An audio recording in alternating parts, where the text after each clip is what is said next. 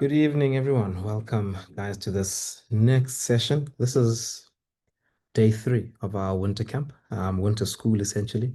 I hope it's been a great journey for you guys. Welcome, welcome, welcome. If you're joining us for the very first time, massive, super warm welcome from the Learning Space team. We're looking forward to engaging with you guys and really getting you on the journey to being better prepared for your upcoming prelim examinations.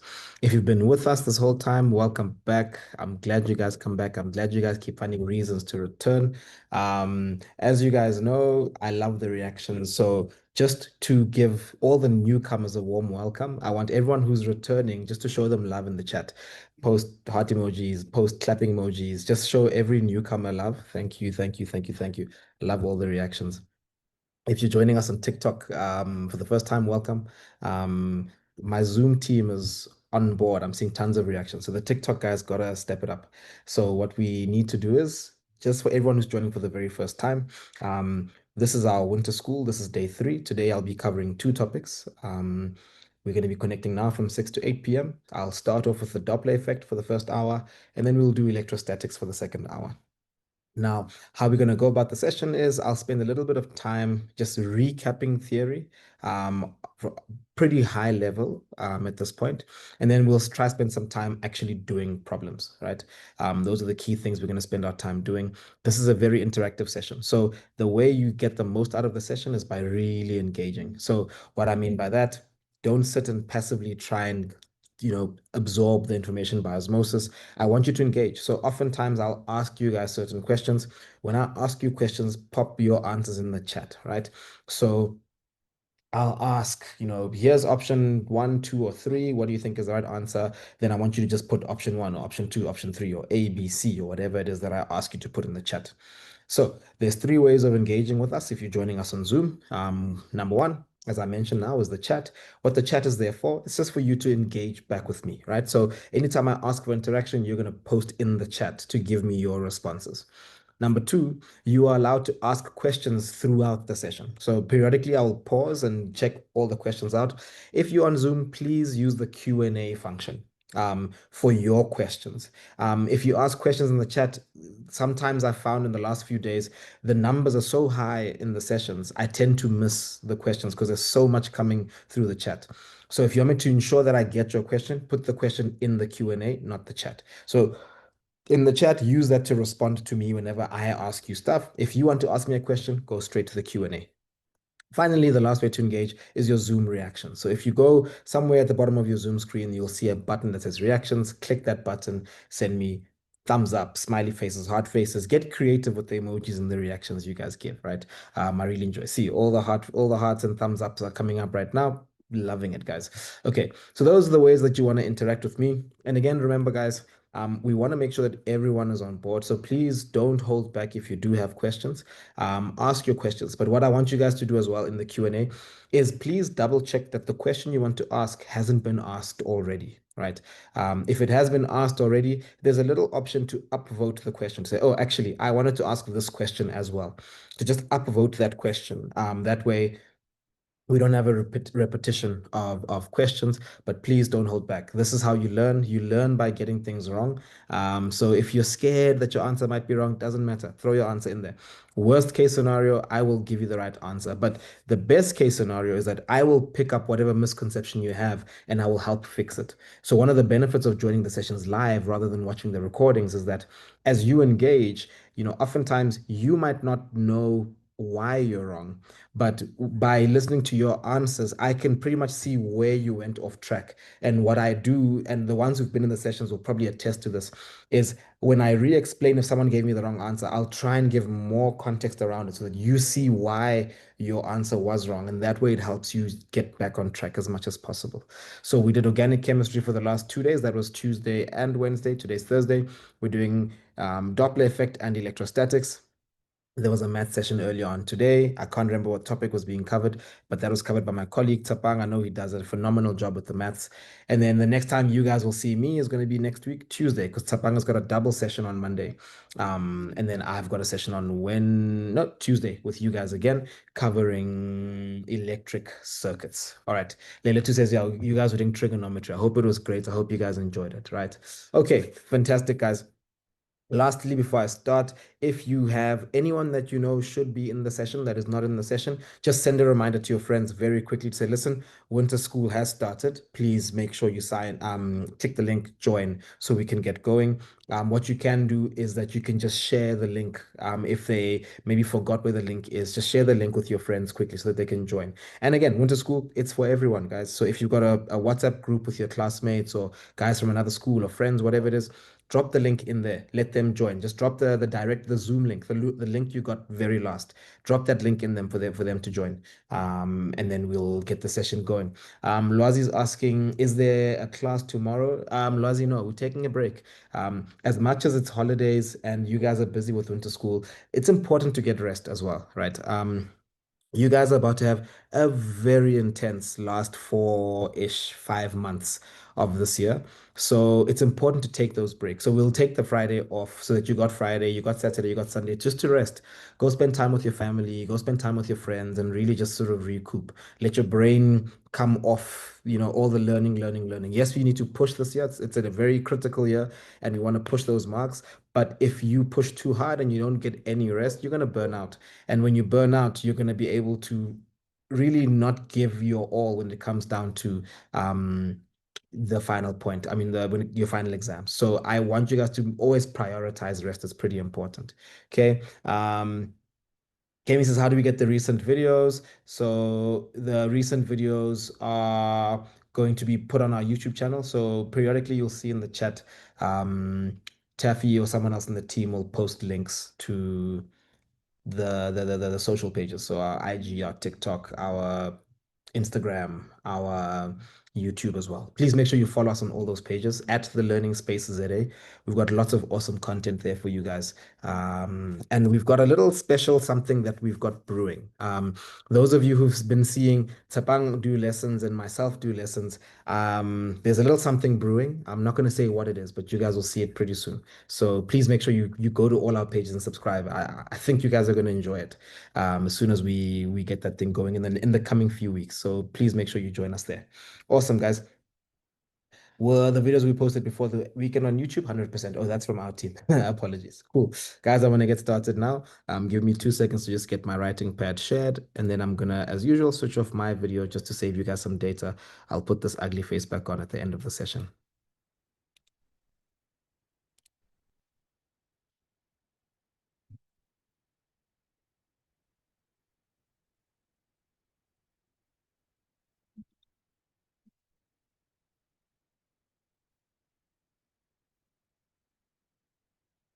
Okay, I'm trying to get the screen share going.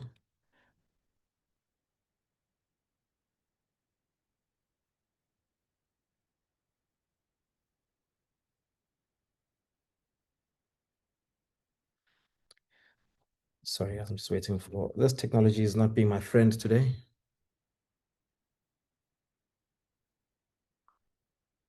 Okay, let me unplug my devices and plug them back in, and hopefully it'll behave.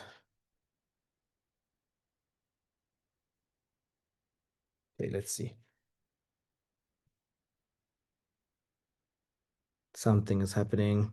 While you're waiting for me to get my technology sorted, please, if you're joining us on TikTok, click that follow button, share the live, and give us tons of likes. We really would appreciate it.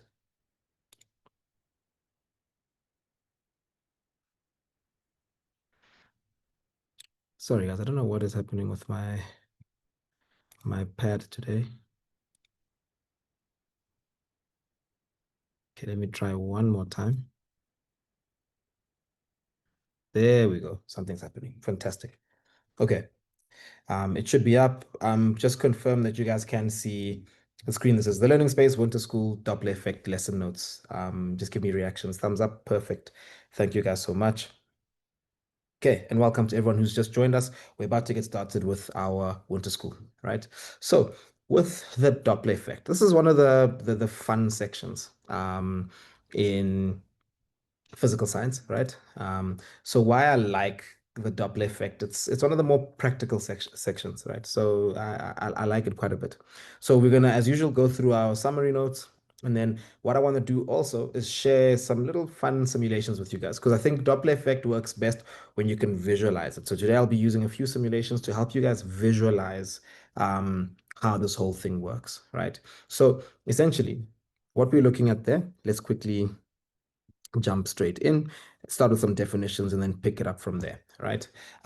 So the definition of the Doppler effect. So the Doppler effect is a change or apparent change in frequency detected by the listener because the sound and the source have different relative velocities to the medium of sound, right, of propagation. So the medium of propagation is going to be air in this case here because sound waves travel through air. That's the medium, right? So our medium of sound propagation is the substance that sound waves are traveling through, usually air. Note that frequency determines pitch, and therefore higher frequency equals higher pitch, lower frequency equals lower pitch. So if you think about what is a high pitch, what is a low pitch, high pitches, like a really high pitch sound. Think of like a siren, like a baby's voice. It's really high pitched like that. And then a low pitch is low, low, low. Think of a baritone. Think of Barry voice. Think of those guys who play those R&B playlists on Metro FM on the weekend. They always come with that low, low frequency sound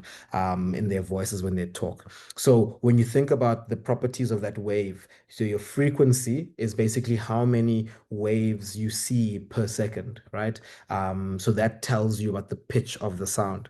Now, one thing I want you guys to then see, how the Doppler effect essentially works, and I'm going to show you guys a visual simulation of how this actually works on Java Lab, is that now imagine we've got an ambulance there. I've got listener one on the left-hand side. Listener one, the source is moving away from the listener, right? Listener two, the source moves towards the listener. Now remember with sound waves, when sound waves are emitted, sound waves move radially outwards in concentric circles. That's how sound waves move, right? So as sound waves do that, you find that if all the objects are stationary, everything will land at the listeners the same way it was emitted. So the listener will hear exactly what is being emitted. But what happens now when there's a relative motion between listener and source is now the wavelengths start to bunch up in front of the source in the direction of motion. So this is like a screenshot of it. I'm going to show you like practically what it looks like just now. So let me quickly just switch to my laptop and then you guys can see what this actually looks like in practice, right? So I'm quickly going to switch to that and then I'll show you guys what it looks like in practice.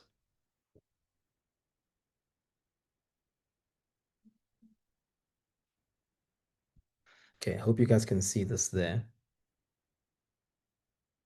So let me first play this little one here where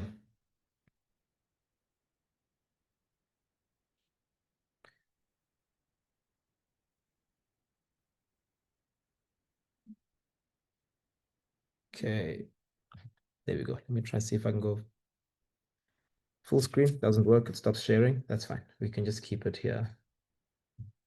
If I go full screen again, doesn't work. Okay, I'll keep it to just the screen here. Hopefully you guys can hear it, right? So now what you guys should be seeing on your screen is going to be this little ambulance over here. And there's a little girl standing next to the ambulance, right? So with that little girl standing next to the ambulance, I want to try and zoom in just to the part that I want you guys to see. There we go. That looks a bit better. All right. So I'm gonna now start moving this ambulance at a particular speed. So we can either go 34 meters per second or 68 meters per second. So when I click 68 meters per second, what you guys can see is my siren is moving towards the person. If you can hear the sound, listen what happens as it passes her.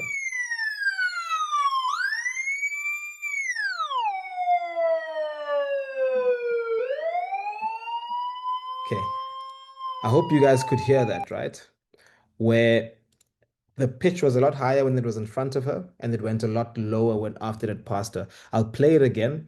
And then one thing I also want you to notice is I want you to notice how the wavelengths or the spaces between my waves in front is a lot smaller than the spaces between the waves at the back, right?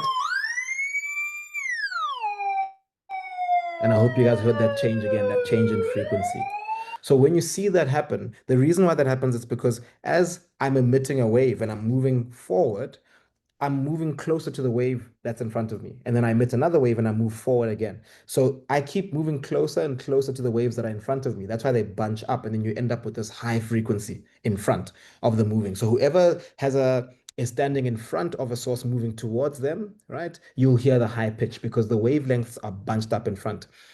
But behind the siren, I'm emitting the sound and I'm moving away from it, meaning I'm stretching that wavelength. I'm emitting another sound wave and I'm moving away from it. I'm stretching that wavelength.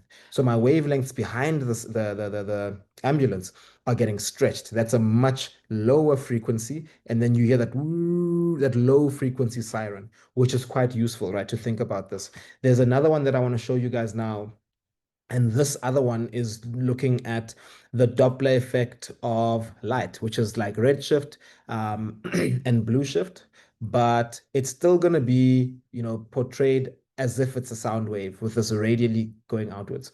So now imagine what we have here, this outer galaxy. This is our source, right? So think of those as sound waves or even light waves. So the sound waves are those concentric ones. Think of the light waves as the sine wave that goes right through the middle of the page. The Earth, think of that as the observer, right? That's the listener.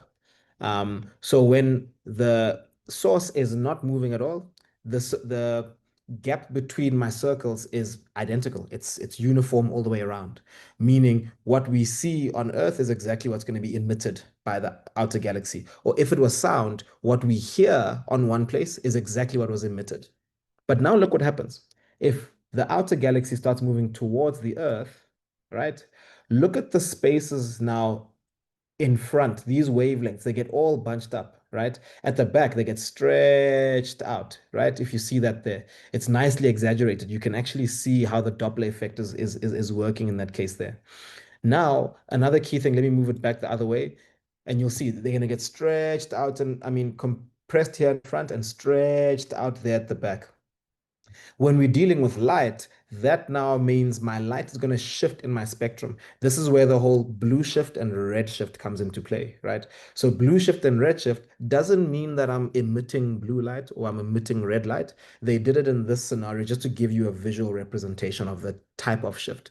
It just means that my light is going to move towards the blue side of the spectrum, or it'll move towards the red side of the spectrum. If you think back to Roy G. Biv, red, orange, yellow, green, blue, indigo, violet, so as I keep going, ultraviolet is my high wavelength, infrared is my lower wavelength, right? My longer wavelength, my high frequency, low frequency. So as I'm moving to one side or the other, then you get this red shift or this blue shift, moving to the red side of the spectrum or moving to the blue side of the spectrum, especially when dealing with visible light.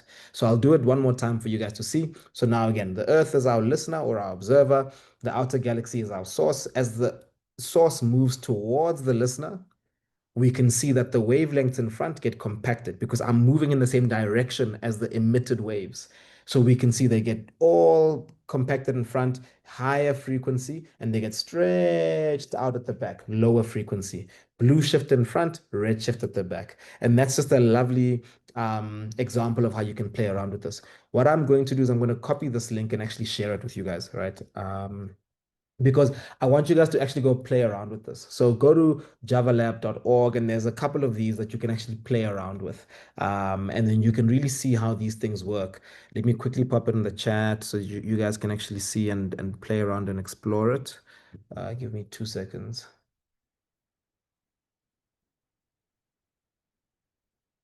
Okay. And then finally, the last one I want to show you guys on Java Lab is the principle of a speed gun. This is still, dealing with Doppler effectish kind of things, right? So when you think about a speed gun is a driver's worst nightmare if the driver's like speeding.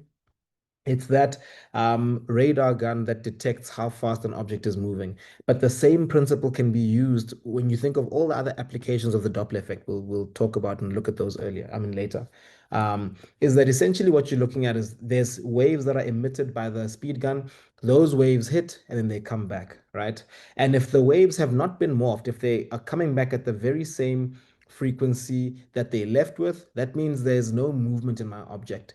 But what if my ball is moving towards the thing? right? If the ball is moving towards, okay, let me try to do that again. Let me move it away first.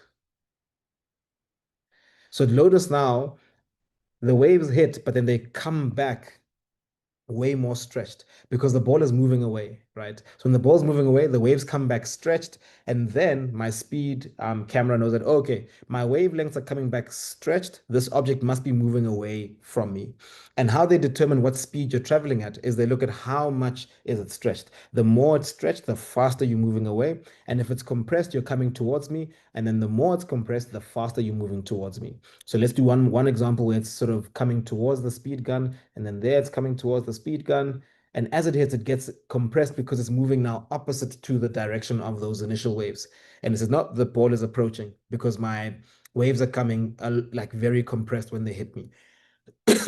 Apologies. So this is an example of how we use the Doppler effect in action, right? How we use it in the real world.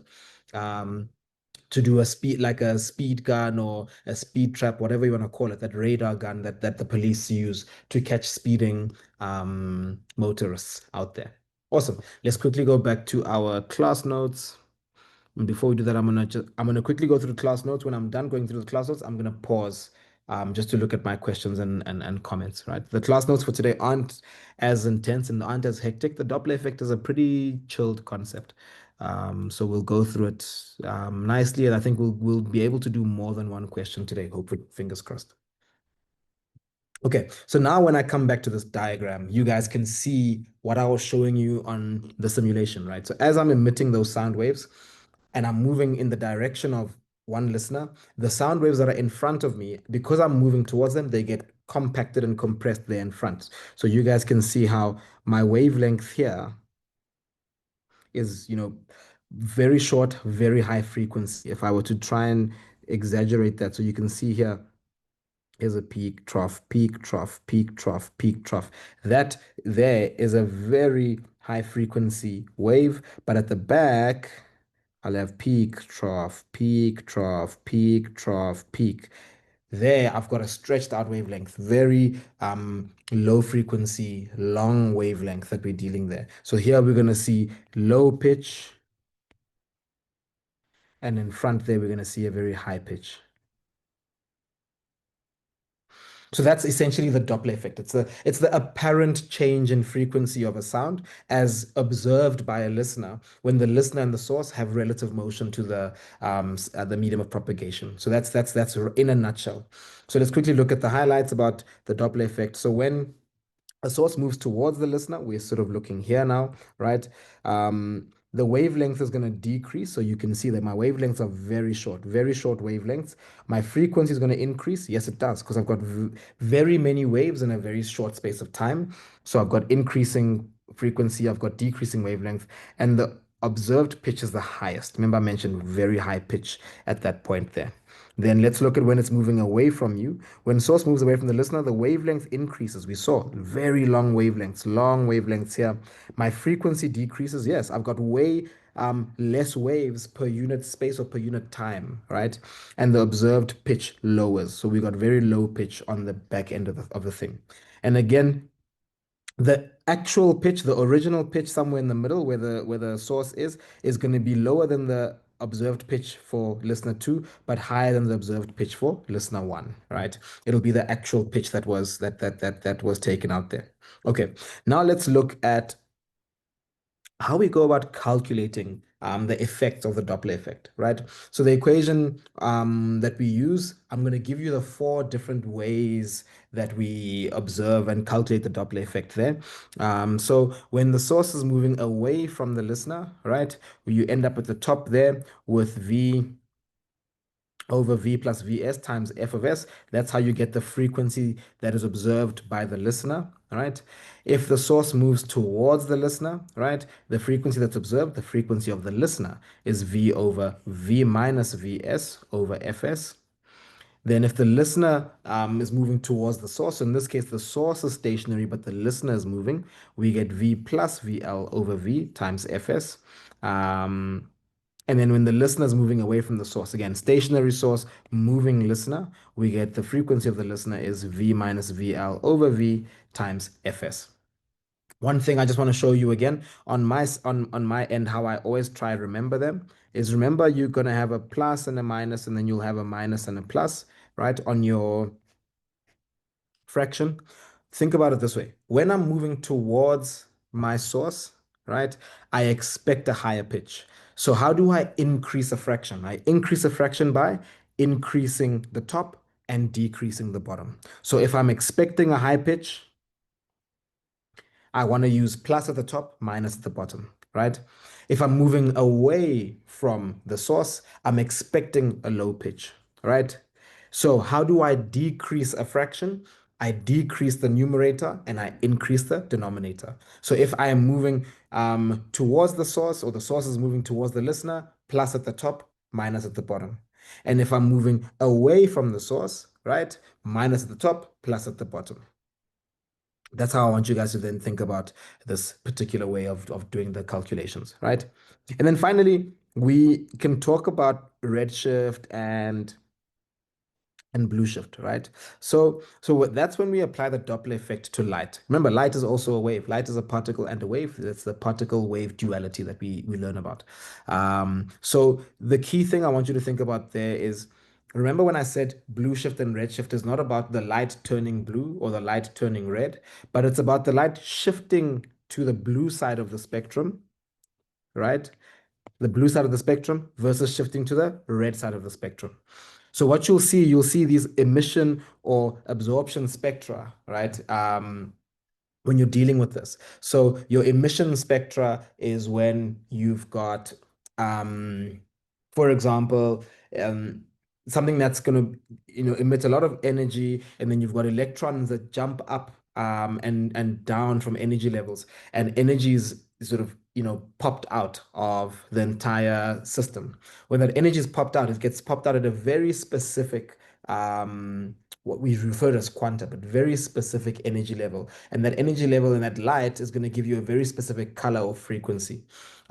So this is going to be, for example, if this was all color, color, color, color, color, color, color, color, color there, and these are all black bands, we would refer to that as an absorption spectra. The absorption spectra is where you shine light through a very cold gas, and that gas will absorb certain amounts of energy, and then you get the absorption spectra. But what you need to care about in this case here is simply the shift. So when I talk about blue shift, notice how these lines have shifted towards the blue side of the spectrum, whereas these lines here have shifted towards the red side of the spectrum. That is the blue shift, red shift we're talking about, when your light spectrum simply shifts one way or shifts the other way. And then remember, blue shift is when you're moving towards an object, that's high frequency. Red shift, you're moving away from something, low frequency in that case there. So essentially the same thing happens. So remember I was giving you guys that simulation where that galaxy was moving away or towards the Earth. So in this case here, the galaxy is moving away from the Earth. When it's moving away, you've got the wavelengths in the front are all bunched up. You're going to see a lot of blue shift here in the front, right? But at the back, when it's stretched out, you're going to get a lot of red shift here, and then you'll be able to see that from the telescope. And that's how we basically found out that the universe is expanding, right? Because when we look at everything around us, we tend to see a lot more redshift than blue shift. And if it's like, well, if everything's redshifted, it means like everything is essentially moving away from everything else. And that's how we knew that the universe was expanding, essentially. So that's just a high level of Doppler effect, but we're gonna do questions now. And the questions will show you how we actually apply the knowledge we're getting from here. I'm gonna quickly pause to see if there's any questions. My TikTok chat. No questions there. Let me quickly go check my Q&A, and then we'll get started on our questions. So Anonymous says, can we say that blue shift is moving towards while red shift is moving away? 100% anonymous. So we see blue shift when the emitted light and the observer are coming towards each other. And then red shift happens when the emitted light and the observer are moving away from each other, 100%, right? Anonymous also asks, so what is the value for the constant V? So the constant V is the speed of sound, right, in whatever medium. So it depends. The question will usually tell you what it is. It's going to be 340 something, like 340 or 345, 343, but they'll usually specify the speed of sound in air is this. Because remember, the speed of sound depends on the pressure. So, it's the speed of sound isn't a constant. So when you, depending where you're coming from, if you're sitting in Johannesburg, the speed of sound could be one thing. But if you're sitting in Durban or Cape Town, the speed of sound is going to be higher because you're lower in terms of the elevation. Your air pressure is going to be higher down at the coast, meaning the speed of sound is going to be much higher there. So the question will always give you the speed of sound in air is blah, blah, blah. And then that's the value that you will use in your question. Okay. Then Zbu says, please clarify again there on how to use the formula. I'm always getting them wrong. No worries, Boo. I'll clarify. We're gonna use the formula right now. So I'm gonna show you as I use the formula how to interpret the questions, right? Awesome. And then Anonymous also asks, will they ever ask us to prove the expression of the universe? Sorry, how this proves expansion of the universe? Listen, never say never, right? But they might ask you for applications of the Doppler effect. And then you just need to have a very big arsenal of what some of the applications are. They might ask you applications of the Doppler effect in sound. Then you'll tell them about a radar gun, you'll tell them about ultrasounds, etc. Or they'll ask you about the Doppler effect of light. Then you must talk about red shifting galaxies, blue shifting galaxies, and how when we look out at the stars, most things in the night sky are red shifting, meaning that proves the expansion of the universe. So just have it in your arsenal. They might ask you for a generic example, and then you can use that one there. Cool. So please slide up to the notes for the formulas, please. I can put the formulas up, but we're going to apply them so I'll be able to write them down again in that case. Cool. And then, okay, sorry.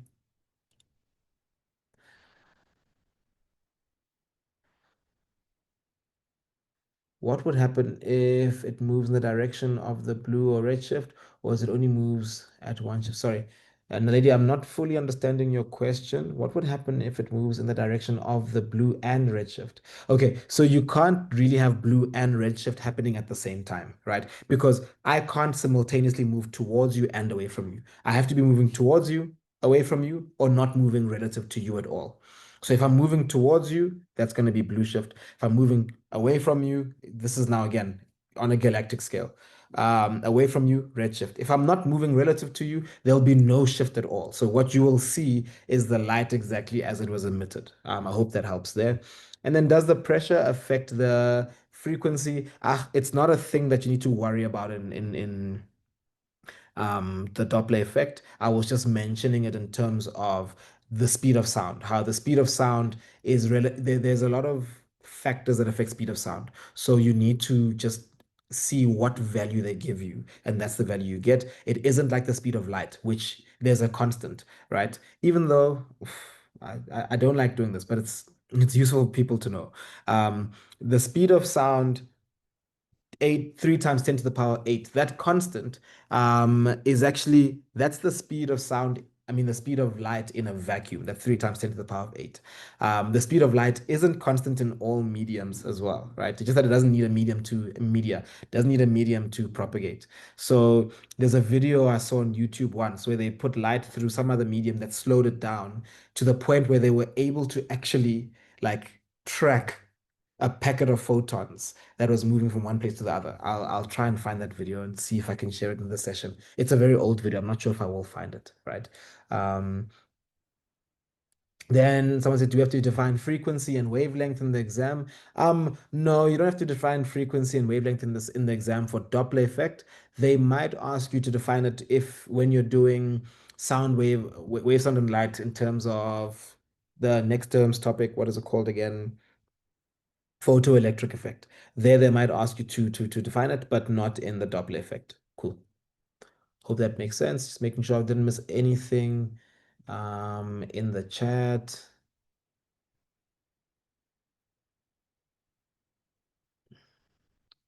Okay, Ratabila asked, are pitch and frequency the same thing? Pitch and frequency are not the same thing, but um, your frequency determines the pitch. So a high frequency will give you a high pitch, a low frequency will give you a low pitch. Pitch is what you hear, it's the interpretation of frequency. So frequency is a property of a sound wave or just a wave generally, right? That's the frequency. It's a property of a wave. But pitch is specifically what we observe of that tells us about the frequency of a sound wave. So it's not necessarily the same thing, but they are related. Okay. Um, quickly going through. What time are we covering electrostatics? At 7 o'clock. Debucho says, I'm too fast today. Tell me what you didn't understand, Debucho, and then I'll be able to stop there. Sorry, I do speak fast, guys. So if I do go too fast, just give me a shout. I have to always be reminded to slow down. I just operate that way. Unfortunately, if you want to call it a speech impediment, maybe it's a speech impediment. Okay. Nolitondo says, please zoom. I wasn't looking at anything in particular. Someone asked me for the formulas, so I zoomed out to the formulas. Um, I didn't know which one they wanted to see. Okay. Okay, last two questions. So can we please show us the uses of the Doppler effect? So applications of the Doppler effect. There, we've got echolocation. Echolocation is basically how bats and some blind people actually navigate, right? So bats, what they do is they'll emit a sound, sound will hit something and it'll come back. And you see the same way I showed you how the radar gun, the speed gun works. That's the same way echolocation works. If the wave comes back higher pitched or lower pitched, higher pitched, I know I'm coming towards that thing. Lower pitched, I know I'm going away from that particular thing there. Then you've got speed guns like traffic officers use. That's the one I showed you guys earlier. It's an application of the Doppler effect. And then you also have ultrasounds. That's the machine, that little device they use to go check when someone's pregnant. And then they show you that picture of the baby inside the stomach. That's what you call an ultrasound. It's not just used for babies, by the way. They use ultrasounds to check all sorts of other things within a human body. If they don't want to go do like an X-ray or cut someone open, they'll use ultrasounds. Okay, awesome. Hope that helped. Let's jump into our questions before it's too late. Um, what time are we attending tomorrow? No classes tomorrow. Tomorrow is a day off. Monohari, go rest. We've been working hard this week, right? Minentle says, so may I please take a picture of all the formulas? Minentle, I will share the notes when I'm done at the end of the session, right? So during the session, I will write the formulas down for you. So I'll share the notes, everything I take from there in our WhatsApp community. If you're not part of our WhatsApp community, there was a link posted. If you just scroll up in the chat, and then you can just join our WhatsApp channel, and then you'll find that's where we post the notes at the end of the sessions. Right. Awesome, guys. Let's get started on one of the questions now. So let's quickly apply this. So we're looking at question 6, right? So question 6 says, a police van with its siren on travels at a constant speed between two observers, observer A and observer B. Observer A detects a sound with a frequency of 545 hertz from the siren, while observer B detects a frequency of 615 hertz, right? State the Doppler effect in words. Okay. Someone says, I joined today. Can I get a link for the WhatsApp? 100%. So if you just scroll up in the chats, the today's chat, the link for our channel was posted. Let me quickly try and I'll post it again right now. Or Taff, if you can just repost that. I'm actually already done. Okay, I've just reposted the link to everything there, right? Okay. Awesome. So now it says state the Doppler effect in words. So we need to now come there and then put down what the definition of the Doppler effect is. So the Doppler effect in words is going to be defined as the apparent change in frequency observed by a listener because the listener and source of a sound have different velocities relative to the medium of sound propagation. That is our definition there. Let me quickly type it in for you guys.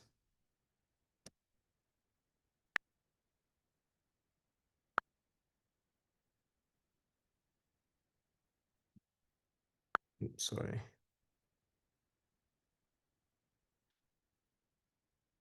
Okay, so there's the answer there. If you guys can see it properly.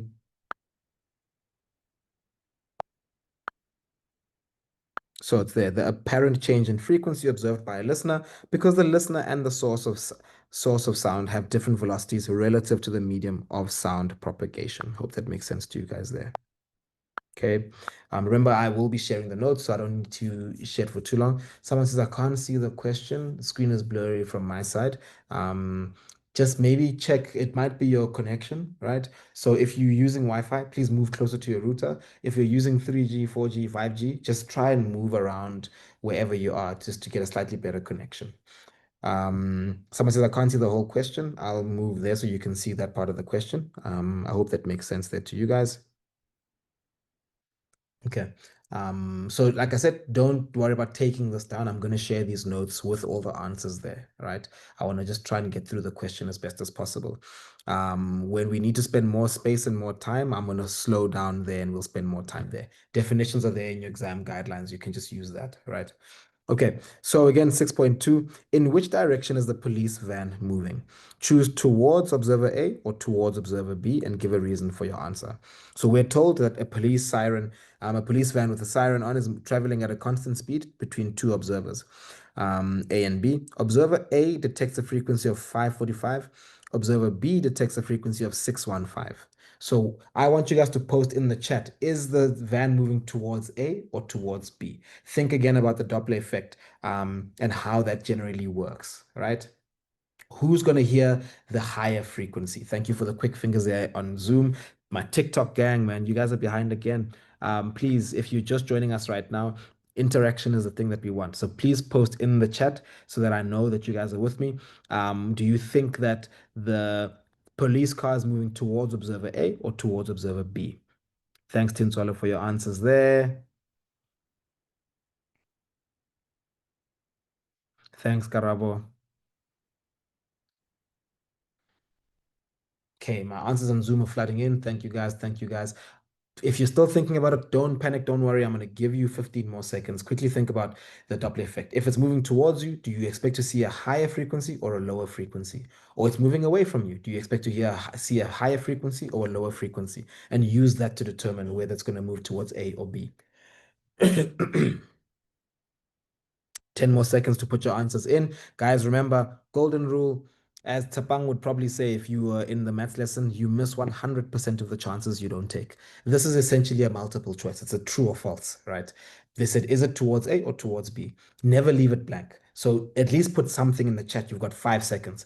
Is it towards A or towards B? 5 seconds, put an answer. If you're not sure, just guess. Five, four, three, two, and 1. Okay, let's have a look, right? So remember when we're dealing with the Doppler effect there, I'm going to quickly go back to the notes and we can have a look. So if the object that is making the sound is moving towards you, right?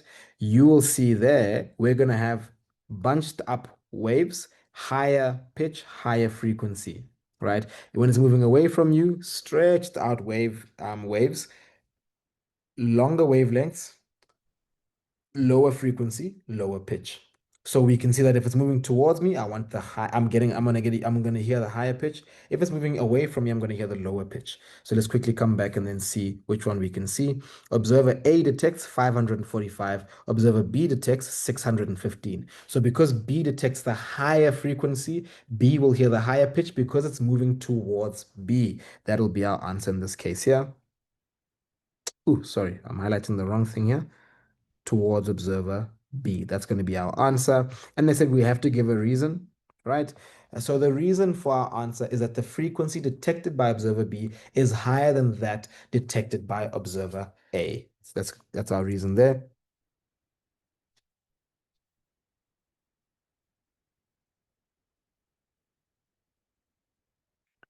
So the frequency detected by B is higher than that detected by A.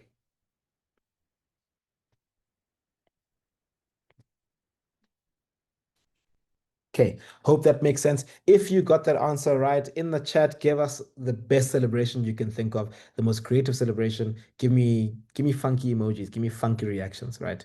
If you didn't get it right, but you see where you went wrong and you now understand how to solve a problem like that, you can celebrate as well because you've left with an even better prize. You've learned something new. You're not going to make that mistake in your exam, which is fantastic. So that's what I want to see.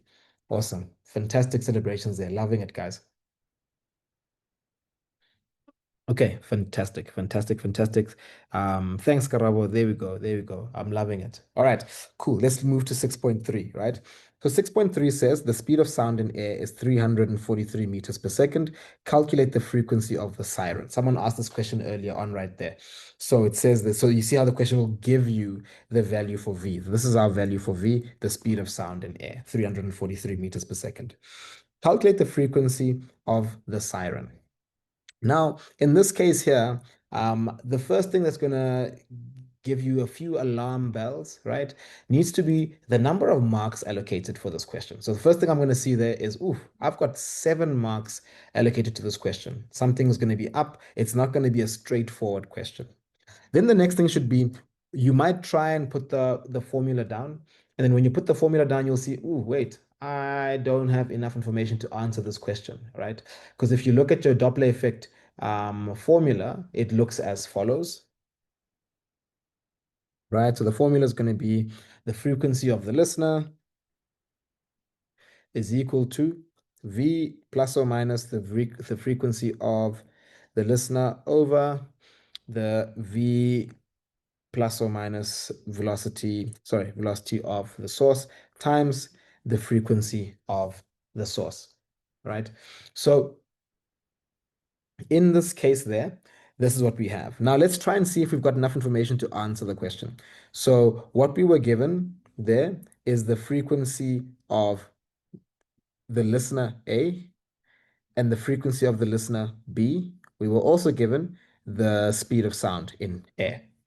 Remember, we can't use both of those in one equation because the two listeners are not moving relative to each other. We need to think about a source and a listener. So when we're dealing with this here, what do we have? We're trying to find the frequency. Well, the frequency of the listener is given to us. We know the speed of sound in air. We know the speed of sound in air. Apologies, not meant to happen that way. Speed of sound in air. Do we have the velocity of the listener? Well, our listeners are stationary, right? So we do have that. Do we have the velocity of the source? No, we don't have that. That's a question mark. Do we have the frequency of the source? No, we don't have that. That's a question mark. Now I'm like, ooh, something's a bit amiss. So my question to you guys is, what happens when we've got two unknowns and we can't solve it? What do we need to do there? That's my question. Quickly post your answers in the chat.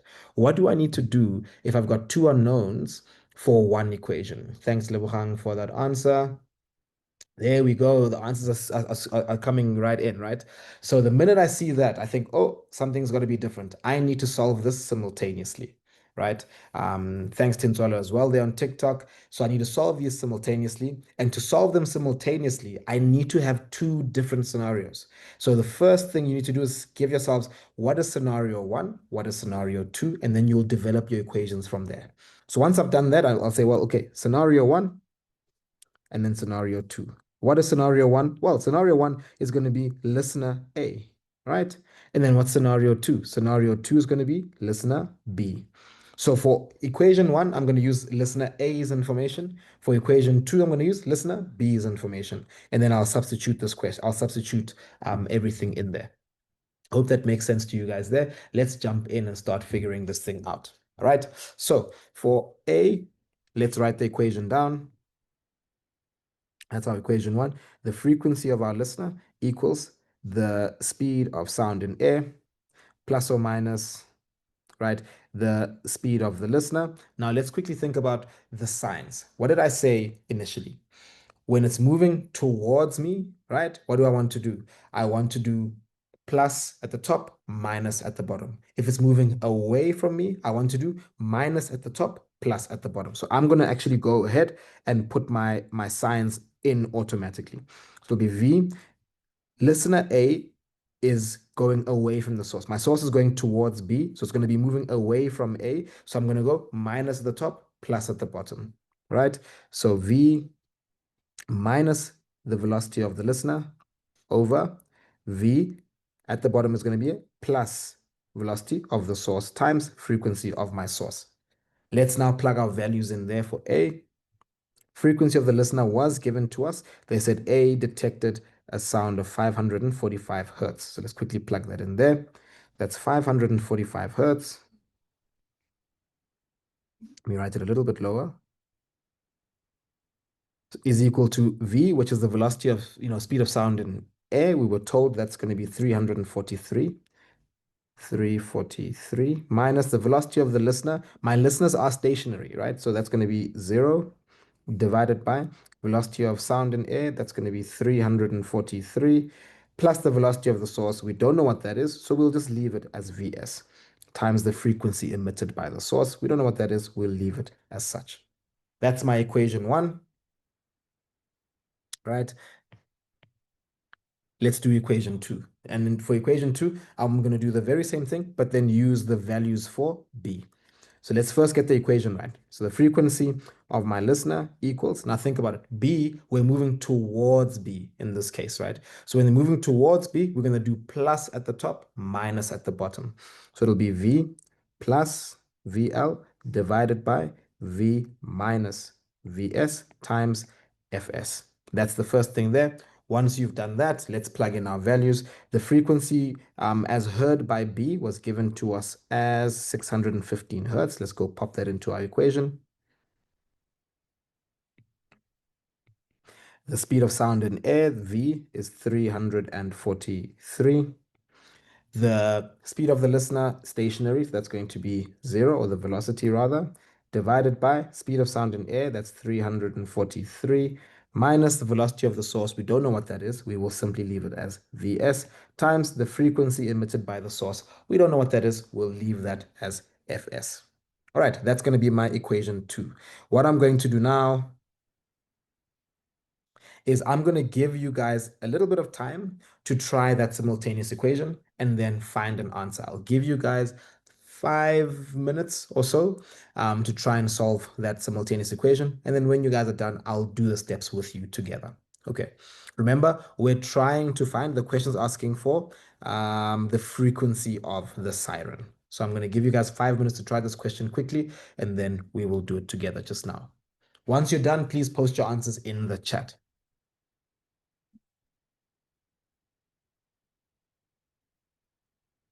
If anyone has just joined us on TikTok, we're busy solving this problem. There's two equations on screen, equation one and equation two. We need to solve them simultaneously. So I'm giving you guys 5 minutes to solve this problem, and then I'm going to do the solution with you together. Remember, guys, best thing to do, don't sit and wait for me to do the solution. Do it yourself, so that as we're doing the corrections, you can try and see where you would have gone wrong. If you sit and you watch me, you'll think, oh, I knew how to do that, but you actually didn't. Until you can do it yourself, you didn't know how to do it. When you're sitting in your exam, I'm not going to be there. Tsapang's not going to be there. So make sure you can do it yourself first. And then if you get it wrong, I'll correct you. And then at least you'll see where you went wrong so that you don't make that same mistake in your exam. Awesome, guys. 5 minutes starts now. I'll give you those 5 minutes to quickly finish this problem. I'll be looking out in the chat. If you guys have any problems while you're busy, please post them in the chat. I'm looking out for the chat and I'll answer your questions while people are busy.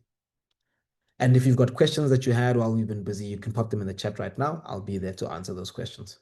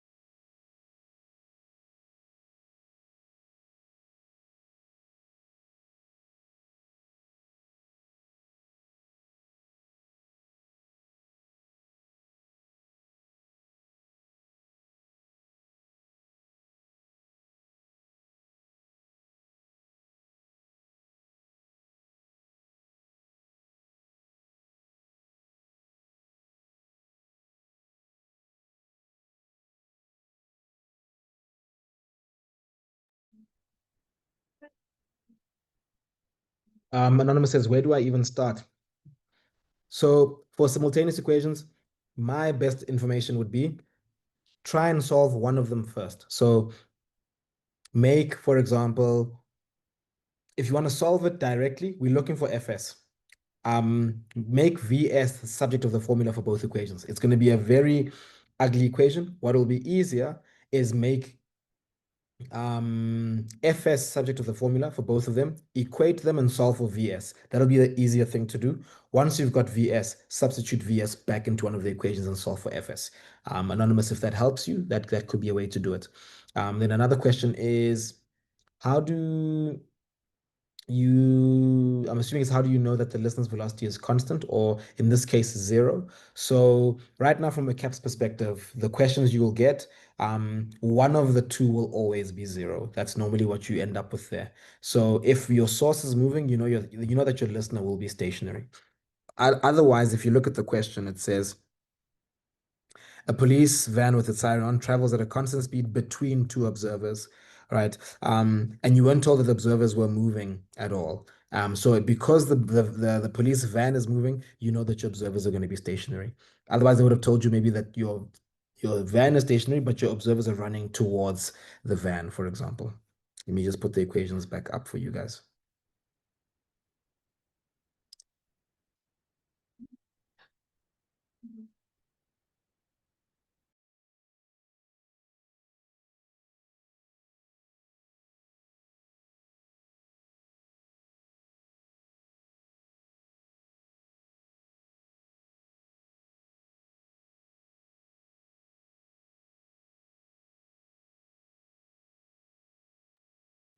Gabs is asking, where do we post our links? Didn't attend maths because I didn't see that link in the channel. Gabs, if you registered for the program, you should have gotten an SMS to remind you, with a link to joining the webinar. If not, maybe I'll remind the team just so we do post the links in the channel as well. But you should have gotten a link via SMS if you registered for the program.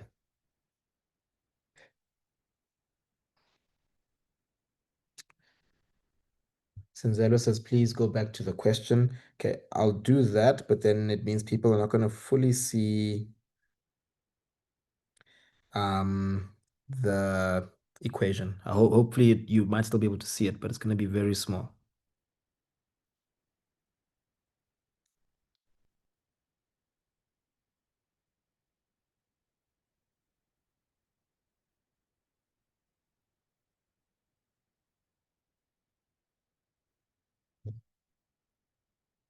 And someone there's asking, can we make Fs subject to the formula? You definitely can. It'll be a slightly more difficult problem to solve, but you'll get to the answer directly. But you can make Fs subject to the formula on both sides.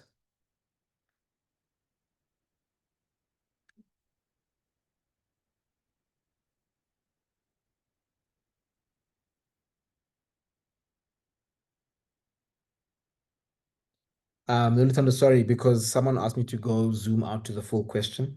I'll zoom back into the two equations. What I'd ask you guys to do is solve the two equations. Giabos is asking, is it possible that I have two different answers? No, because there's no squares anywhere. So you shouldn't have two different answers. You should have one answer.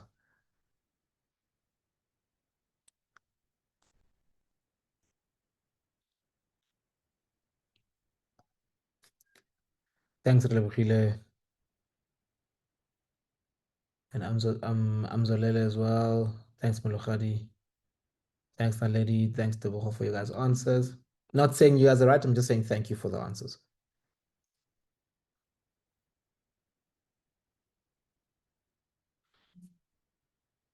Okay, I'll give you guys 60 more seconds, then we're gonna do the solution to the problem.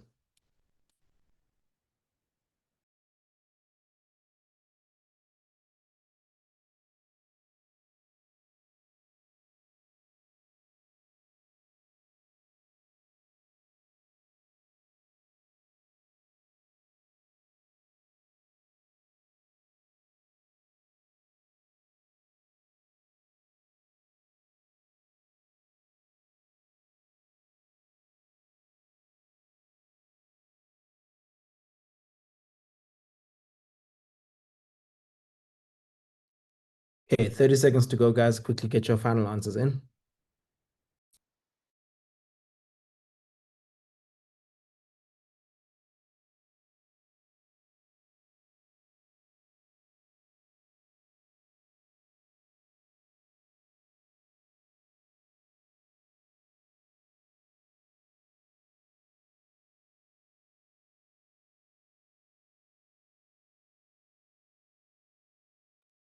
10 seconds.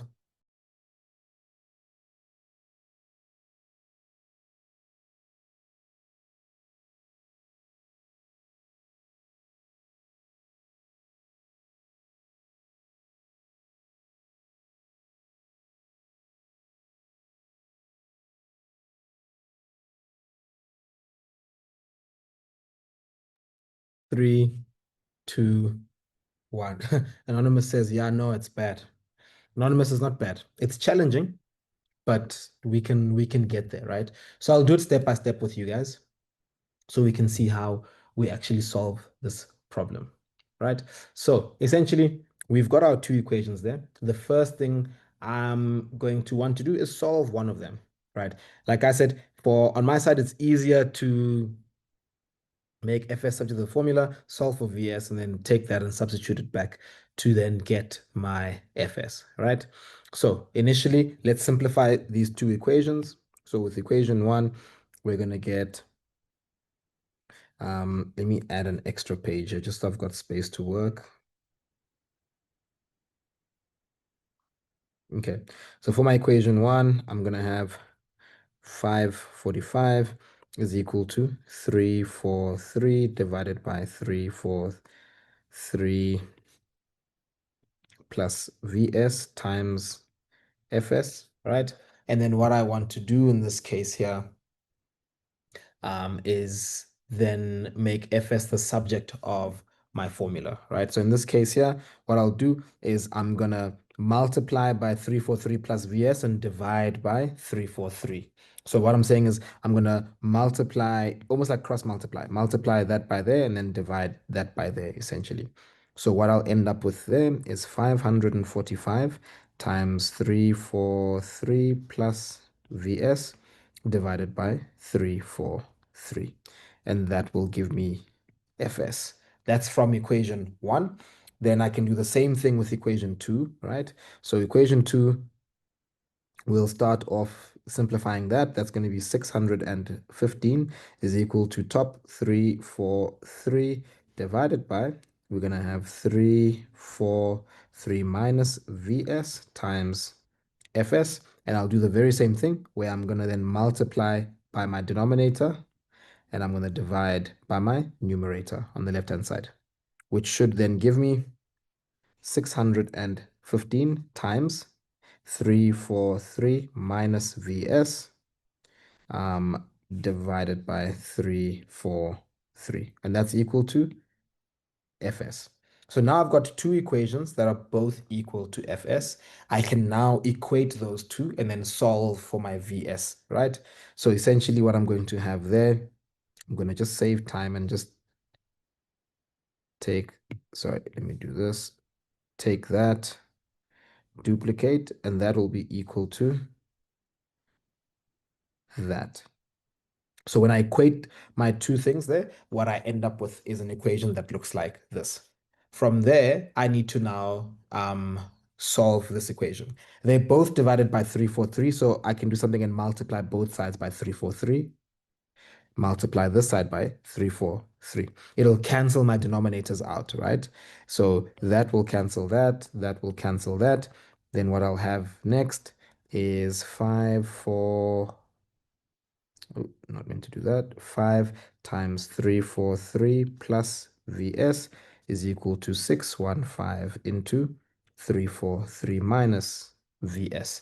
So yeah, sometimes guys, and I've been seeing this so often lately, there's a lot of heavy maths in our science papers.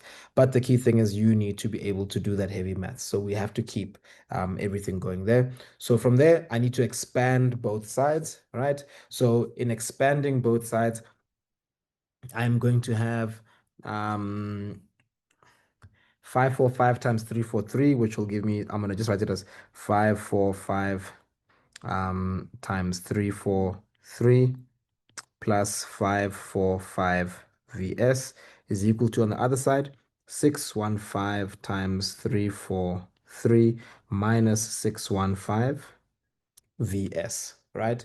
So I'm going to have those two there being expanded. Then I can just take the next step and then actually multiply them out.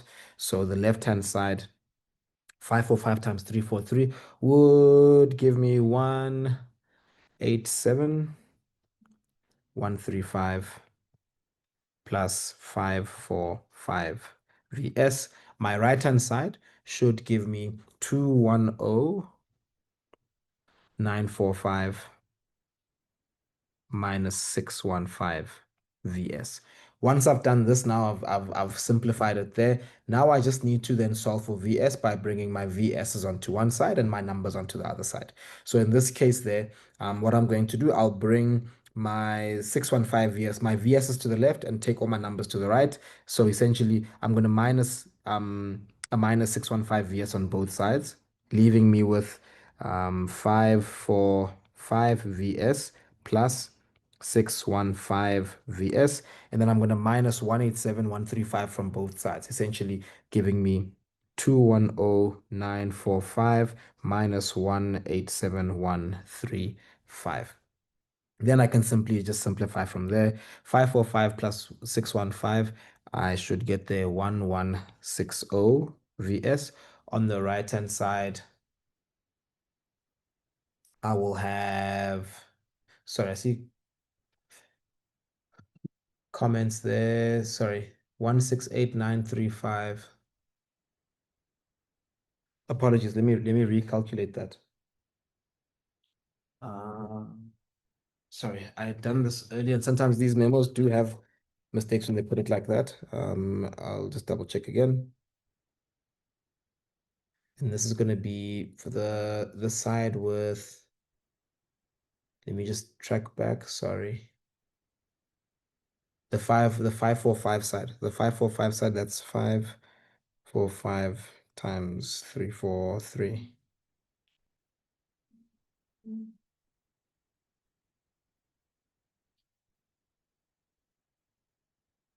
Sorry, you guys are right. Let me quickly fix that. There, that's 186,935. In that case there, let me quickly fix it again here. 186,935. Okay, let me also double check it again. So 545 plus 615 is going to give me 1160. That's fine. And then 210,945 minus 186,935 should then give me on the right hand side 24,010, and then divide both sides by 1160, right? Divide by 1160, then you should get the 20.7 essentially, 20.698, right? So it's 20,698 meters per second. And then from there, you can take that velocity and substitute it back into one of your equations for Fs. So if I take, let's say, this equation here, copy, and then let me paste it down here. Okay, now what I can do is I can take that value for Vs and I can substitute it in here. And then I should get the frequency of my source, right? And then in doing that, what you'll do, you'll plug that into your calculator, and then your final answer should be somewhere between 577.89 and 577.991, depending on how much you, what's this? Depending on how many decimal places you kept, right? Throughout your whole experience. So let's quickly sub that in. So we're gonna have Fs equals 545 into 343 plus 20.698 divided by 343. And then you should get that answer of 577.89. Don't forget your units, hertz, at the end of the day. Okay, hope that makes sense. Hope anyone who was following, and apologies for the mistake I made there. Sorry. But thank you for you guys for picking it up, and then you'll get an answer there of that 577.89 hertz. That is the frequency that was actually emitted by the object. Remember, I'm not fully done with this question. Yes, they did ask the frequency of the siren. One thing I want to do is I want to make sure that my answer is what I expect. How do I do that? I need to check that the frequency of my source needs to be in between the values, right? That we're dealing with. So one person heard 545, the other one heard 615. My answer is 577. It's definitely in between, so I know I'm doing the right thing. If my answer was going to be smaller than 545 or bigger than 615, you should know in that case there that you did make a mistake. So then quickly go back and double check your answers, and that would have definitely helped. Kemi says, sir, can you please verify it for me again? Kemi is saying verifying. I'm not sure what you mean by verify. Maybe you can rephrase your question quickly. Um, And then we've got Blessing who's posting in the chat as well on TikTok. I think, yeah, you might have been rounding, yeah, earlier on Blessing. And if you rounded your VS, you were going to get a different answer for your FS. So try not to round, guys. Remember, your final answer needs to be 2 decimal places. So try work in 3, ideally 4 decimal places before that, so that your final answer is within reason. Awesome. Thanks for that. We're 12 minutes over for electrostatics, so I'm going to quickly switch to that if there's no further questions, right? Okay. Kemi, I don't know. There we go. The calculation, so please re-explain. Okay, I'll quickly take us through it again, right? So they wanted us to find the speed. So they said the speed of sound in air is 343 meters per second. Then they asked us to calculate the frequency of the siren. So remember, all we had was the frequency as detected by listener A and the frequency as detected by listener B. When you look at the equation, there we had frequency of the listener, we had velocity of speed of sound in air. We've got the same thing there. We knew that our listeners were stationary. What we didn't have was the velocity of the source and the frequency of the source. So when we get to this point, I'm like, oof, I am missing 2 variables, right? And if I'm missing 2 variables, I probably need a simultaneous equation. In that case there, how do you use simultaneous equations in physical science? Make sure you can find 2 scenarios, right? 2 separate scenarios. What did we do? We said, that's fine. Scenario 1 will be what observer A heard. Scenario 2 will be what observer B heard. And then we will do an equation for A and an equation for B. Then we did that, keeping in mind that the the van was moving away from A. So when we're doing away, it's going to be minus at the top, plus at the bottom, because we're expecting a low frequency. So we're going to make a smaller numerator, bigger denominator. B, the van is moving towards B. So we use the equation there, plus at the top, minus at the bottom. When it moves towards, I expect a higher value. So then I'm going to put plus at the top, minus at the bottom. Then all I do from there, substitute my values in, make one equation, substitute values in, make a second equation. And then from there, it's just maths, maths, maths, maths, maths. Um, Doing subbing your values in. I won't go through the maths. You can go rewatch the video. Or you can follow the notes when I've sent them to you. And then through there, we get the value for VS. Now that we've got VS, we have to go back into either this equation or that equation. Either equation that you use should give you the very same answer because the frequency is the same frequency we're calculating. I picked this equation and then we got to the answer of 577.89. Hope that makes sense, right? Okay, that one is done and covered. How many marks is it out of? That's 7 marks. It's quite a lot. The whole question is out of 13. We're not even done with the question. Let me just quickly go back and do the last part of the question, right? The last part says spectral lines of a certain gas observed from a giant, or I mean, sorry, a distant star appeared to be redshifted. Explain this observation by referring to the motion of the star and the frequency of our spectral lines, right? So in this case here, it's going back to the Doppler effect of light. All right. So again, what we need to know there, when they said explain this observation by referring to the motion of the star and the frequency of the spectral lines. So the motion of the star, first point there, we need to note that the star is moving away, right? Okay, the star is moving away because we were told here that the spectral lines appear to be red shifted. Red shifted is always going to be low frequency, it's moving away from me. So first observation there, the star is moving away.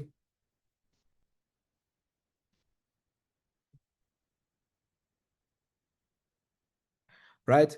And because why do we say that? It's because now they said refer to the frequency of the spectral lines, and the spectral lines show a decrease in frequency. They've shifted towards the red side.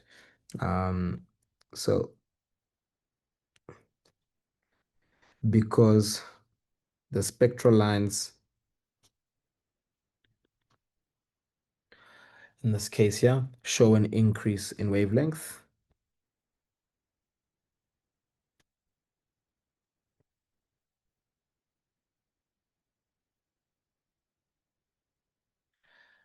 right there. What does that mean? It means towards the red side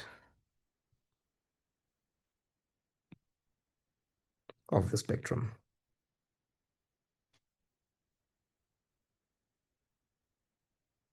That's a nice and simple one, nothing too hectic there, right? Okay. Um, that's the answer for 6.4. Hope that makes sense. And the total questions out of 13. So the one before 6.3 was out of 7 marks. It's half the question, right? Um, Someone's asking there, Liama says, could the answers be that it states that it's redshifted and simply be that? So they asked, so the important part, they asked us to make mention of very specific things. They make mention of the motion of the star and make mention of the frequency of the spectral lines. So you can't just say it's redshifted, but you must say that the spectral lines show an increase in wavelength or a decrease in frequency. So you must make that reference there, right? If you don't say increase in wavelength, you can say a decrease in frequency. One of the two will give you marks in that case there. Awesome, guys.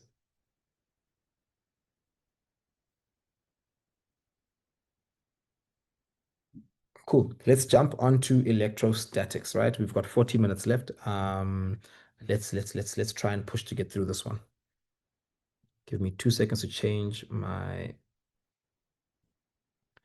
notes quickly.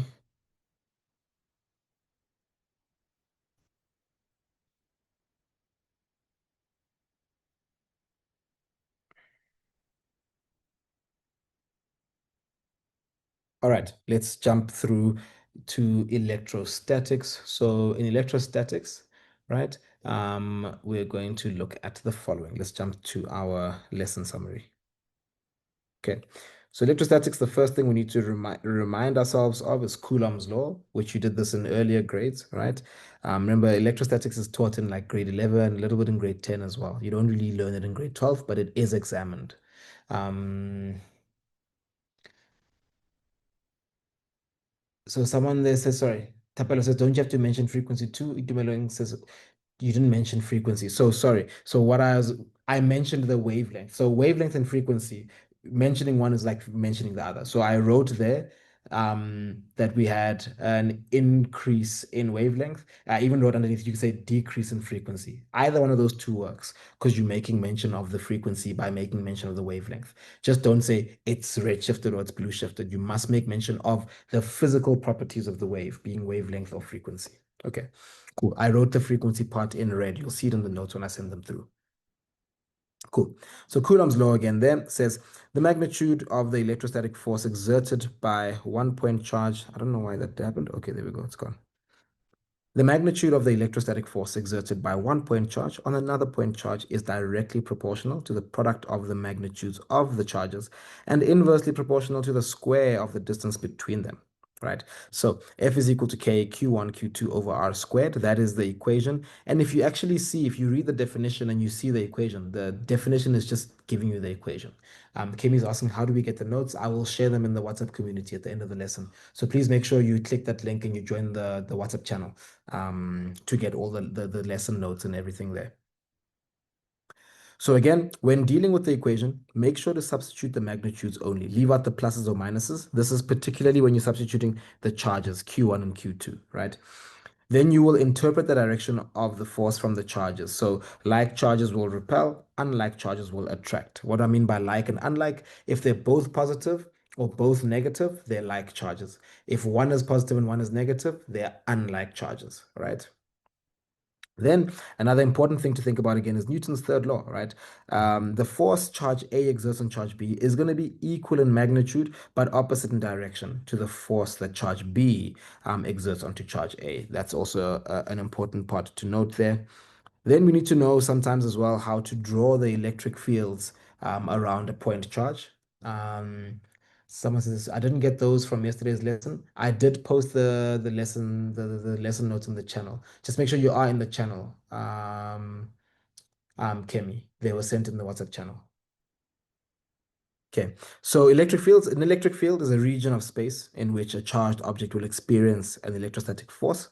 When dealing with directions, the direction in which a positive charge will experience that force.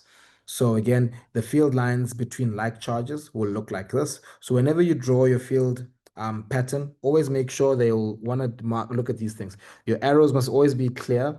The lines need to move radially out from your center, and where it comes from the center there, it needs to be perpendicular when it comes off. That's very important.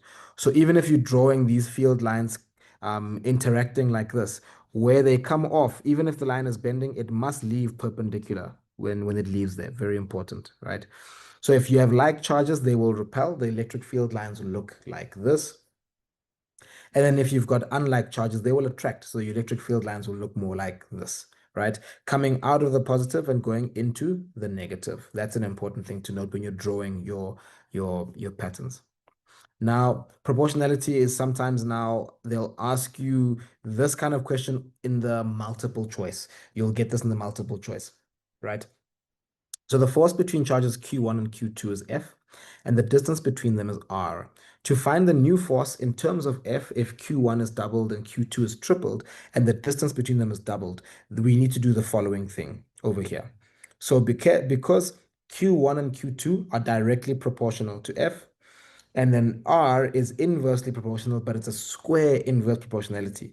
This is how you do the calculation. You must first consider how are the charges going to affect my force. So we were told here that Q1 is doubled, Q2 is tripled. So we're going to say 2 times Q1, 3 times Q2. When you take that number out, you end up with 6 times Q1, Q2. But since Q1, Q2 is simply proportional to F, you're going to then say 6 times F.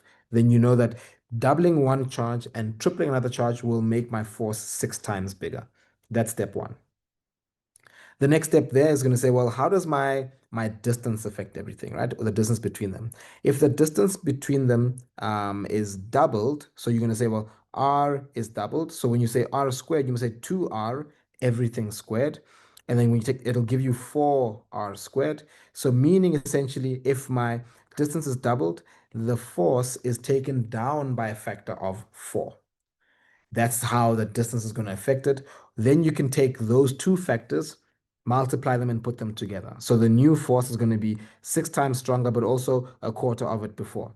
So 6 times a quarter will give you 3 over 2F. This is for your multiple choice time type questions, right? Okay, cool. And then when we're looking at electric field at a point, sorry, trying to zoom in here. There we go. So the force experienced per coulomb of charge at that point, that's the electric field at a point. The equation is going to be E is equal to F over Q, where F is the force and Q is um, the charge, right, that we're dealing with there. Use when the magnitude of charge at a point is known. So if you don't know this, then don't use that one there, right? Use F is equal to KQ over R squared. So in this case here, you're going to have E is equal to KQ over R squared, Q being the charge that's causing the field, right? And then R being the distance between the charge and the point that you want to measure in meters. Use this one when the magnitude of the charge at a point is unknown. But you know what the charge that is causing it is going to be. That's going to be very important there. All right, and then the last few tips again for us to do this. Don't substitute in plus or minus for the charge. Use attraction and repulsion to determine direction. Also, nominate a positive and negative direction to add field force when there's more than one charge. So oftentimes you'll see now lately they're going to give you questions in 2 dimensions, and then you need to figure this out. It becomes a little bit like a mechanics problem. So that becomes a critical one to do. So that's just a highlight of that. But let's get into the questions because the questions will help us understand how to apply this a lot more. This is stuff that you guys learned a while back, so we can quickly spend time doing that. I want to quickly see this question is out of 16. There's that one. I've also got another question down here, which is in 2 dimensions. And I think I want to try this question first, right? I feel like you're more likely to get a question that's like this than the one that's in 1 dimension. So I'm going to start with this question here. If we do have time, I'll go to the other question as well that we can practice. Awesome. So let's have a quick look at this and look at how we can apply it, right? So in this question here, we've got three small identical metal spheres, K, M, and G. So there's K, there's M, and there's G, are placed in a vacuum, right? Each sphere carries a charge of 6 nanocoulombs. The spheres are arranged such that K and G, each X millimeters from M as shown in the diagram. So there's X millimeters between K and M, and X millimeters between M and G, right? 7.1 says, state Coulomb's law in words. I want you guys to quickly post that in the chat. State Coulomb's law in words.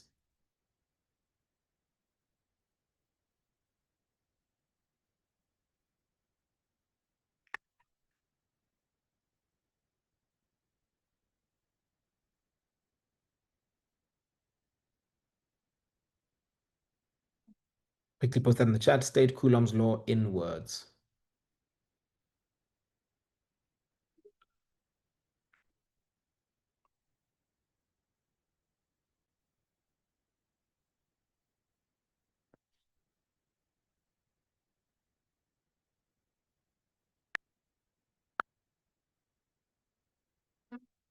Okay, while you guys are typing, I want to just put the answer there just so we can get through the calculation parts as soon as we can, right? So Coulomb's law says the electrostatic force between 2 point charges is directly proportional to the product of the magnitude of the charges and inversely proportional to the square of the distance between them.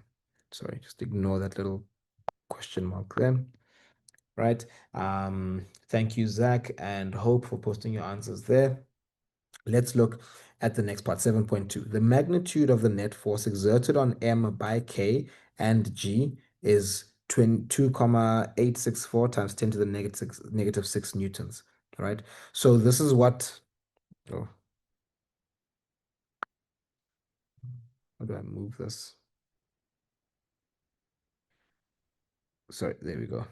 So this is what M experiences. So M is going to get a force from G and a force from K, right?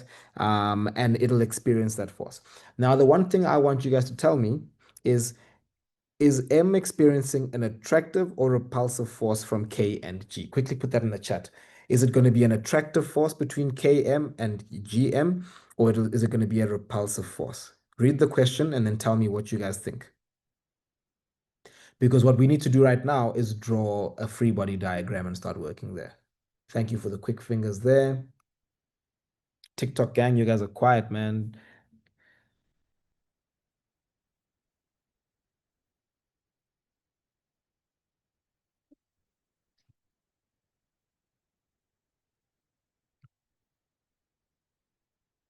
Okay, getting some nice answers there on Zoom. Well done, guys. Fantastic, right? It's going to be a repulsive force. Why is it a repulsive force? We were told that they each have a charge of 6 nanometers, 6 nanocoulombs, meaning this is a positive charge, that's a positive charge, that's a positive charge.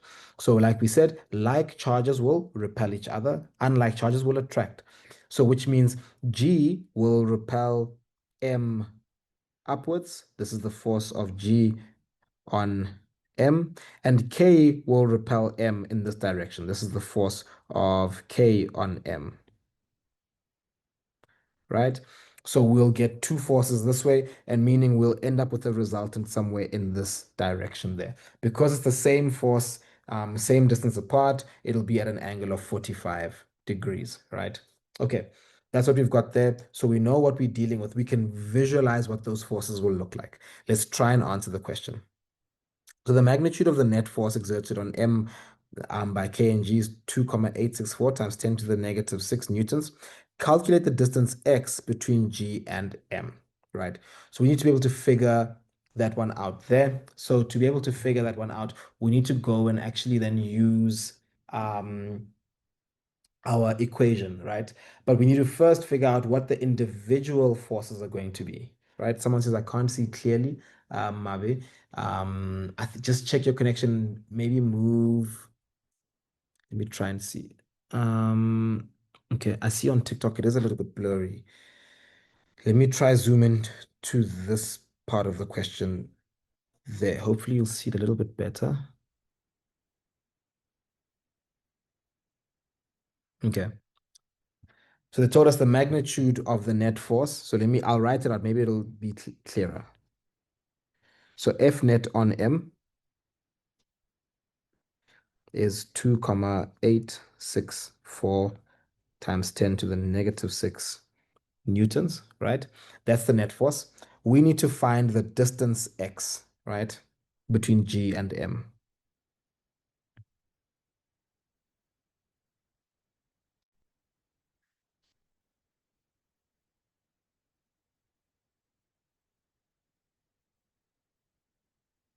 That's what we have to find in that case there, right? All right. So let's have a quick look at how we can do that. So let's have a quick look at how we can do that. So let's have a quick look at how we can do that. So apologies, guys. I opened up the one stream while I was watching. So then came back and did it twice. So let me quickly open up my stream so I can see my TikTok questions. Very important.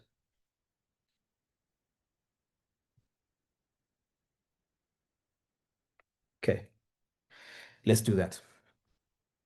So now, as we do this, we need to do one of two things. The first thing I need to do, I need to figure out what is the single force, right, of one of the forces. So remember why I was doing the direction of forces earlier on. So I said we've got M up there, and M is going to get a force from K and a force from G, right? So we need to then be able to determine from there what a single one of those forces is. So I need to draw a vector diagram, right? So the vector diagram is going to look as follows. So I'm going to have, there's a force that's to the right, and that is the force exerted by K on M, right? Let me just move this down. That's Fk on M. And then the other force is going to be upwards, right? So there'll be another force upwards. And this is the force of G on M. My resultant is going to be from the tail of the first vector up to the head of the last vector. And this is my F resultant. That is the one that's going to be this value here, 2,864. Because they're going to be an equal distance away, I know that this is going to be a 45-degree triangle. This is going to be a right angle.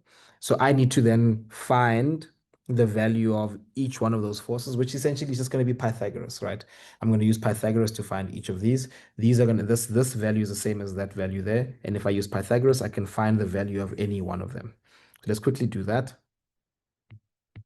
So by Pythagoras, we know that my F resultant, or my F net squared, equals F1 squared plus F2 squared. So F1 could be G on M, F2 could be K on M, right? So in that case there, we know that this is going to be 2,864 times 10 to the power of negative 6. And that is going to be equal to F1 squared plus F2 squared. What we do know is F1 and F2 both have the same value, right? This is squared, I mustn't forget that. So that's basically going to just be, I'm going to call it 2f squared, because they do have the same value in that case there. So what I can do is then I can simply solve for f. So I'm going to have 2,864 times 10 to the negative 6 there, squared divided by 2, and that's going to be equal to f squared. I want to find f, so I need to just simply square root both sides. Let me make a little bit of space for myself.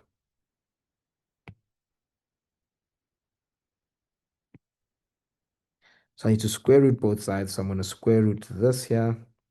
And then I'm going to also square root that there. And when I do that, you should find that you get a value of f that should be equal to 2,025 times 10 to the power of -6 newtons, right? There's a question there. Okay, there's two questions. Let me quickly address those two questions. Novuyo says, why are they repelling, but they look like they're going towards M, right? So let me quickly come back here. So they're not necessarily, so nothing in the diagram is showing us the direction of movement here. That's one thing that I want us to just note very importantly, right? So they're repelling because one of the questions I asked initially, like charges repel, unlike charges attract. All the charges we were told here have all these points have a charge of 6 nanocoulombs. So if they all have positive charges, they're going to repel each other, right? So the arrows that I drew there is not the arrow of the movement of K towards M and the movement of G towards M. It's the arrow that shows the force of K on M. So K, in its repelling, is going to push M to the right. But remember, Newton's third law, M is going to push K to the left. As K pushes M to the right, M will push K to the left. Same thing with G and M. G will push M upwards, while M pushes G downwards. Very important, right? So those are the key things that we're dealing with in that case there. And then now that we've done that, the angle is going to be 45 degrees because when dealing with an isosceles right angle triangle, the angles will be 45, 45, 90. That's where the 45 degrees comes from. I hope that makes sense to you guys there. Um, okay, someone's asking there, isn't x the distance? Yes, x is the distance. So what I was doing here isn't the diagram of distance. It's a vector diagram that helps us to determine the values of the forces. So this is not calculating the distance, it's calculating the forces using a vector diagram. That's important to note there. So then that's the force of one of them. So f of g on m is 2,025 times 10 to the -6. So is f of k on m. They'll have the same value across the board. Now that we've got that, we can actually go and now find the distance between them using Coulomb's law, right? So Coulomb's law, that's going to be F is equal to K Q1 Q2 over R squared. That's Coulomb's law there. We just need to substitute the values that we're dealing with. The force is what we've just worked out, right? This is the force here, the electrostatic force that is experienced in that case there. To work out this part, right? Now I'm just going to consider one of these, either this or I'm going to consider just that, right? That's how I need to work out this distance x. I need to consider just one of them because now I've worked out the force that one of them exerts. I can find the distance over which that one acts. That's how I'm going to do this one now. So as I go down, I'm going to try and find that distance, which is my r squared. So my force underneath we worked out before. That's going to be 2,025 times 10 to the power of -6. That's equal to k q1 q2 over r squared. K is a constant. That's 9 times 10 to the power of 9, right? Q1, we were given the values of the charges, right? They were told here each of those charges is going to be 6 nanocoulombs. Very important. So let's go plug that into our equation. So that's going to be 6 nanocoulombs. That's times 10 to the power of -9. And then the other one is going to be the exact same charge because everything was 6 times 10 to the -9. 6 times 10 to the -9. And then we need to just divide that by r squared, right? And what is r? R is the distance between my charges. And what is that? That's simply going to be this x that I'm going to try and solve for right now, right? Okay, so let's quickly do that. And that is x. And don't forget to square your r. Very, very important. Now, I want you guys to plug these values in and try and solve for the final answer. I'll give you guys 5 minutes to solve this one here. Get me a value for x. Mbuyelo says, please repeat how you got the 45. So how I got the 45 in Mbuyelo is that I know I'm dealing with, if I go back to my vector diagram, right? I'm dealing with a triangle that looks like this. It's a right angled triangle, an isosceles triangle that's right angled, right? So if I've got 90 degrees here, this side and that side are equal because those forces are equal. It means the angles have to be equal. And because the angles of a triangle must be 90, must be 180 degrees, this is 90. And then the rest must add up to 90, but they must be equal. So that means this will be 45, that will be 45. That's how I got the 45 degrees.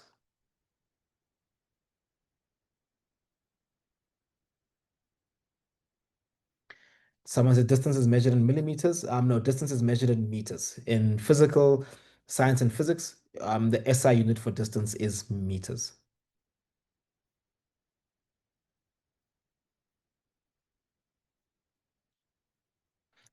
But says angles opposite to equal sides from Euclidean. Listen, man, that's why you must never learn in silos. Everything can apply everywhere. If there's information you can take from one topic, use in another topic, do that, right? Thank you for the answers that are coming in.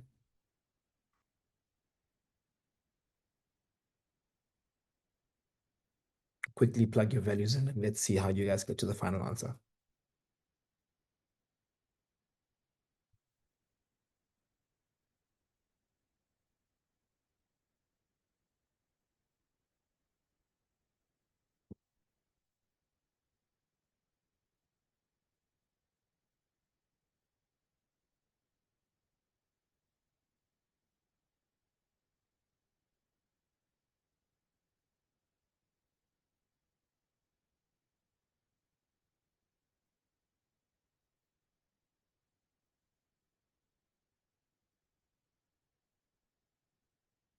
Okay, I'll give you guys 2 more minutes.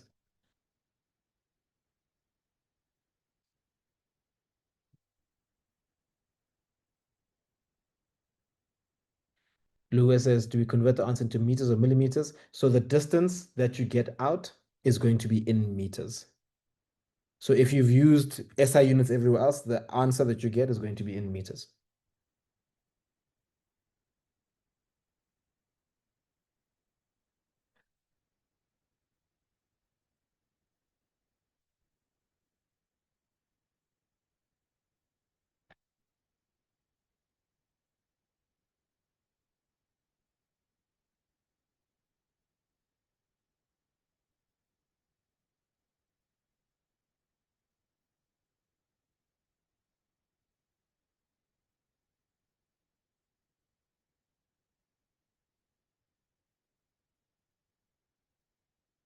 And you guys have time. Thanks for all the answers that are coming in.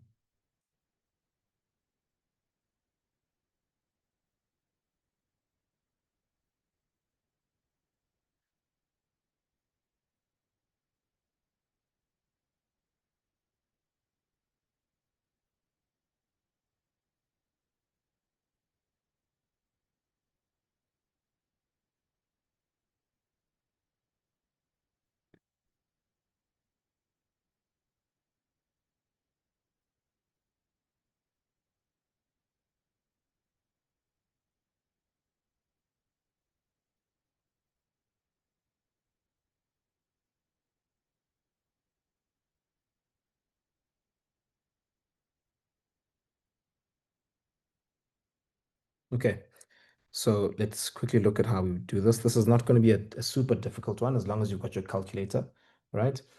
Loisy, I do see your question. I'll come back to that as well. Let's quickly finish off the solution for this one here.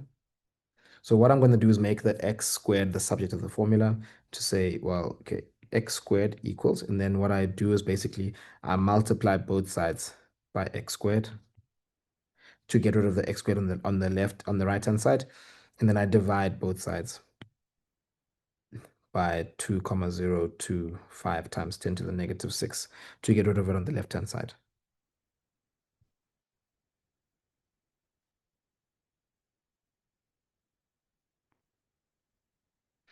Right, so what I end up with there is going to be x squared is equal to, at the top, 9 times 10 to the 9, 6 times 10 to the minus 9 also 6 times 10 to the minus 9. And that will be divided by 2,025 times 10 to the minus 6. And if you plug that into your calculator and then you square root both sides to get the actual answer, um, what you will find is that x is equal to, I think it's 0, 0,4 if I'm not mistaken, in that case there. Okay, and then Zinja says, are we looking for x squared or x? We're looking for x. They wanted us to find the value for x. So could you go back to how you got the value for f? I will do just that, right? So let's quickly go back and see how we got the value for f. So essentially, I want to come back to this diagram and show you my analysis, all right? So in this diagram here, we're looking at 3-point charges, right? These 3-point charges are all positive, so they will repel each other.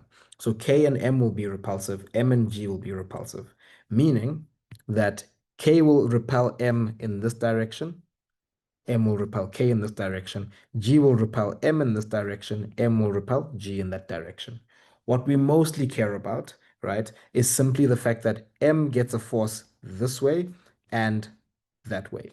That's the main thing we care about because that is going to help us do our vector diagram, and then there'll be a resultant in this direction here. That's the main thing I care about. So from there, I say, okay, cool.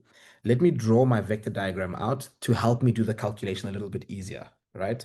So in this case here, when I draw my vectors, I'm like, oh, actually, I've got a right angle triangle with two forces that are equal. They're equal because the charges are equal, meaning they'll um, exert equal forces on M. So once I've done that, I'm like, oh, it's actually simple. I can just use Pythagoras to solve what each of these things are. And then I went and then I used Pythagoras there. So my F resultant squared is equal to F1 squared plus F2 squared. And then in taking that, my F resultant is here. That was given to us, right? As that value over there. Plug that in. And then the next thing I need to know is that, well, F1 and F2 will have the exact same value. So F1 squared plus F2 squared is simply going to just be 2F squared. And now I can just solve for f that way by dividing both sides by 2 and square rooting both sides after that, right? So once I've done that, you will get a value of f of 2,025 times 10 to the negative 6. Okay, hope that makes sense there. Um, there's a question again from Nkosazana saying, isn't X in millimeters because the diagram is in millimeters? Nkosazana, no. So the diagram may be in millimeters, right? Um, oh, I see what you're referring to. But what do the questions say? Calculate the distance X between G and M. It's a tricky one. They didn't say give us X in millimeters. So you can give it in millimeters, or you can give it in meters. But if you plug it into this equation here, is going to give you an answer in meters. So I saw the diagram does have this in millimeters there, but the distance X is still the distance X. So what we got is an answer in meters, and they didn't specify give it in millimeters. So I think we should be fine because they just said find the distance X. But I do see what you're talking about. On the memo, they gave the final answer in meters. So you'll get it right whether you put it in meters or millimeters. But I think because you're using the equation, the answer you get out is the SI unit, and that's maybe what they're thinking of. I think chances are they might have just forgotten, the examiner might have forgotten that they asked that they put X in millimeters originally. But give it in meters or millimeters, it should be fine. You're not going to have a big problem there, right? Um, Let me quickly. Okay.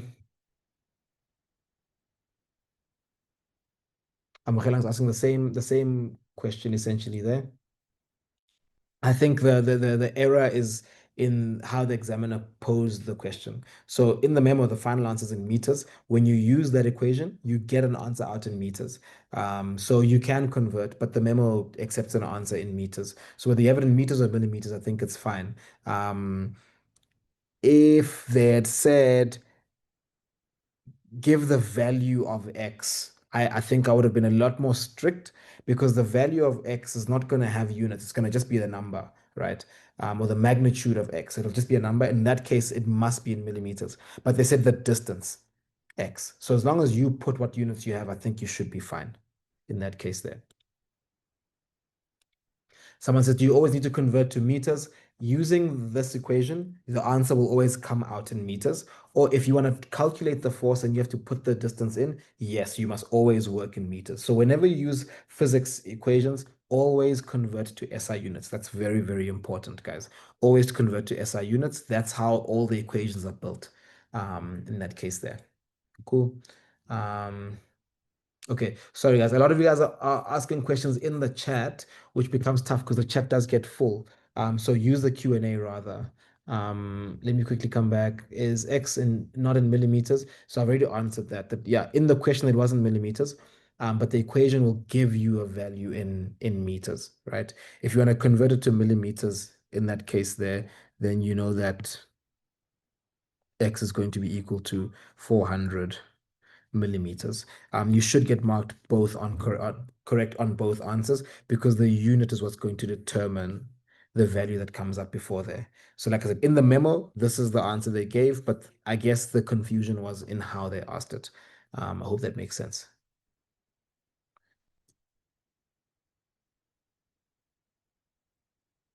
Okay, so will I be penalized if I skip some steps? Like this question, when you just swapped 2 with r squared. Let me just quickly see.